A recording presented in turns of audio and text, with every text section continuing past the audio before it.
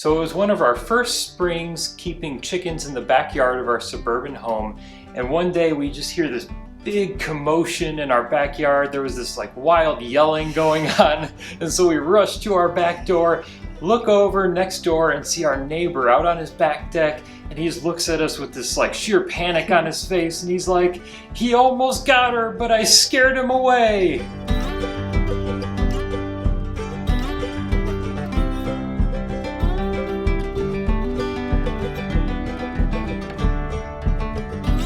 Yeah, so that neighbor, bless his soul, he had a heart of gold, and he watched out for us in so many ways, and we're thankful that chicken that we had its life saved that day because of our neighbor, so we're thankful for that.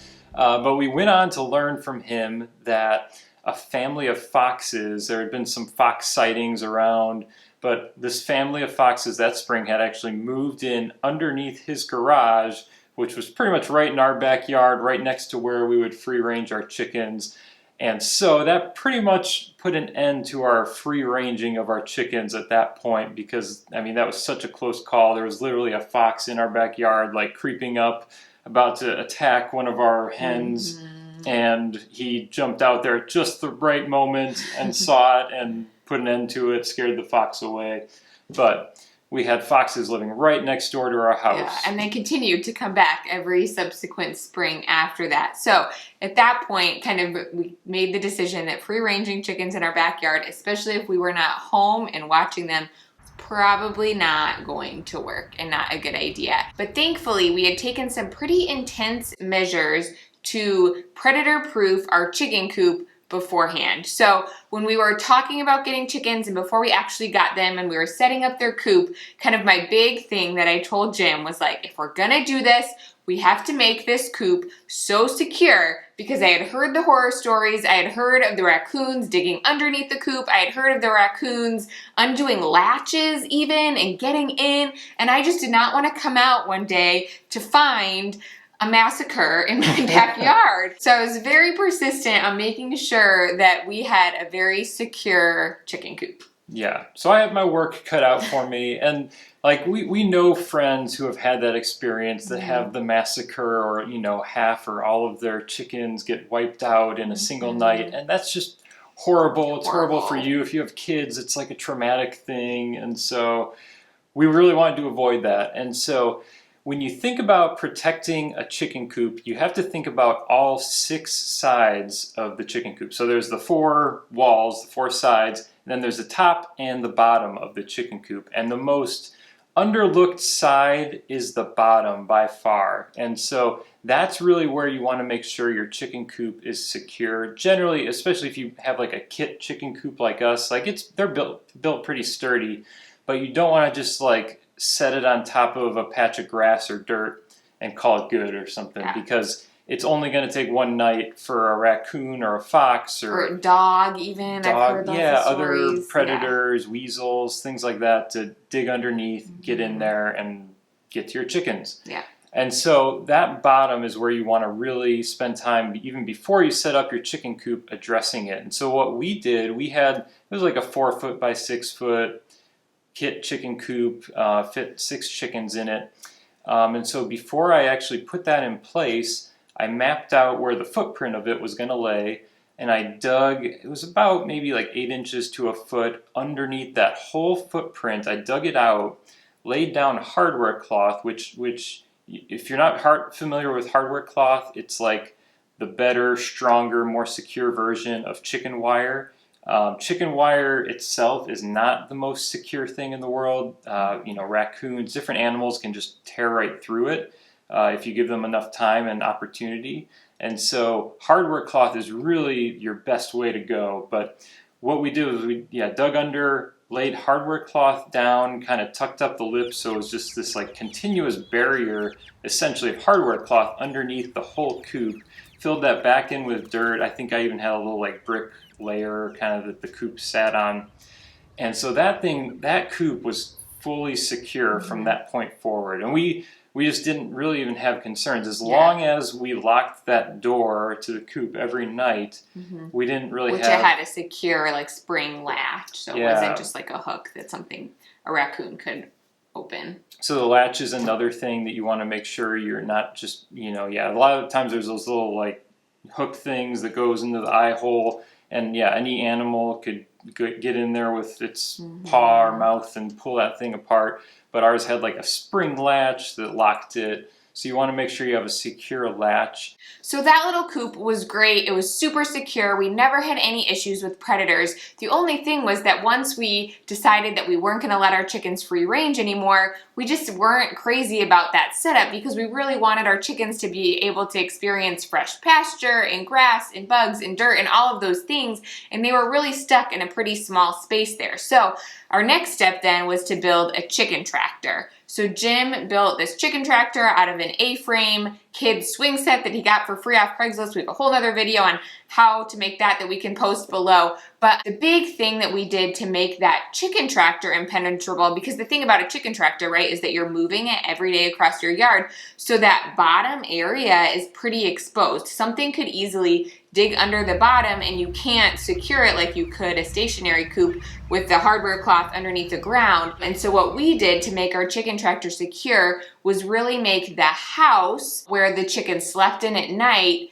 super secure, because that's the time when they are most vulnerable to predators. When a predator is going to try to get in the coop is at night. And so we secured them in this kind of impenetrable house. Yeah, so I made sure to build that pretty beefy. There was no like gaps or anywhere that a predator could get into that thing. And really, whether it's a stationary coop or a mobile chicken tractor, that house part, you really need to make sure it's secure, because like we said, that's where they sleep at night. That's when they're most vulnerable. Chickens, when they sleep, are like heavy sleepers, and they're just like get dormant almost, where anything could just walk up to them and pick them off easily. And so they're really vulnerable. Then you want to make sure that, especially wherever they're sleeping in that enclosed area, that's really, really tight, really secure. And the big thing that you did is there was actually a door that you closed every night. Yes. So every night when they went in the coop,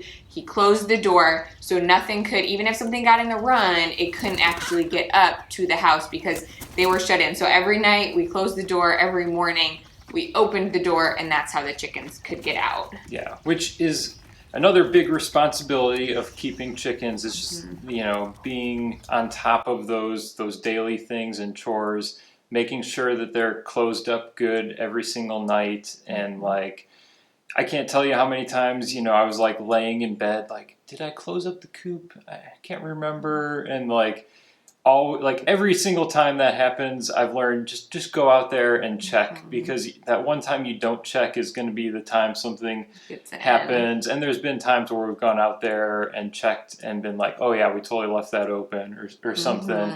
And so that's one thing we've learned, just always double check. So another way to help prevent predators is just to be observant, right? So when you're out there doing chores, giving food and water to your chickens every day, just observe, kind of walk around the coop, look for any signs that maybe you'll see like paw prints or like gnawing on the coop, or something starting to dig underneath. You can generally see these things happening, and that's going to kind of tip you off too if there is a certain predator, or maybe even if there's like an area of weakness or potential where a predator could get into your coop.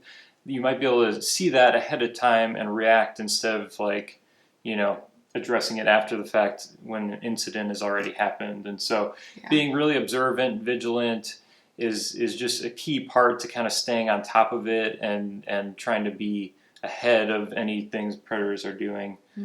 Yeah, and then when we moved from kind of our suburban situation to our 5-acre homestead here, we had again another chicken coop set up. And so now we built a chicken coop in the barn, and we let our chickens free range all the time. And so this is a different ball game. And this is when we did actually have our first experience with having chickens taken by predators. And so we had a few different instances. Mainly hawks were the biggest problem that we had. So we've had a couple chickens picked off by hawks, and then we actually had one rooster that just randomly disappeared. So he never came back, no sign of anything. So we like to assume that he was defending the hens and something got him, but we have no idea what happened to him. But anyways, hawks that was kind of a new one for us. And they're a lot harder to deter. Yeah, they're hard to deter. They're hard to like even just know when they're gonna come in. They just come out of nowhere, right? And so like we've literally had countless times where like we hear a lot of squawking outside, and we go running outside, screaming at the top of our lungs, trying to scare hawks away. And like get there just in the nick of time, and there's like Jim's like on a work phone call looking out his window, and then he starts like screaming and then like a hawk that's outside. Oh man, my former boss put up with a lot when I was like I gotta run, sorry. But seriously, because those times are like you need to get them right away, because those hawks are they'll just bite and then they'll take your chickens. They just go for the kill instantly right away, and it's a really quick thing. And so whatever, like every moment, every second matters. In that instance, you got to try and scare off the hawks. But so really, with the free ranging on the farm now, the only thing that has worked for us is when we got a Livestock Guardian Dog. So about a year ago, we got Stella. She's a Maremma Livestock Guardian Dog, and she stays with our cows pretty much full time, but generally, we're on a small farm. The cows are right there in close proximity to where the chickens are at almost all times. And so since getting Stella, we haven't had any like really close calls. Like we've seen hawks around, but they kind of keep their distance now, and any other predators too. Like everything has just stayed away. And so we're so thankful for Stella, and she guards our farm. Every moment of every day, she's vigilant, she's on guard. Yeah, the other thing that we have done, because we have a chicken coop inside of our barn, so hawks have been the biggest predators, and Stella has kept them away, and really probably everything else that would potentially get to our chickens. But you did kind of secure the border of the chicken coop inside of our barn with bricks, and so any areas that seemed vulnerable to potential digging or whatever, we have put bricks there to at least try to deter whatever might be digging under. They're big concrete blocks. So the thing about like when I dug under our small little kit chicken coop that we had in our backyard previously, like that works well with a small chicken coop, but our current one has about 50 chickens in it, and it's 8 foot by 16 foot. And so there's no way I was going to dig under that whole thing and lay something down, to protect that whole bottom side.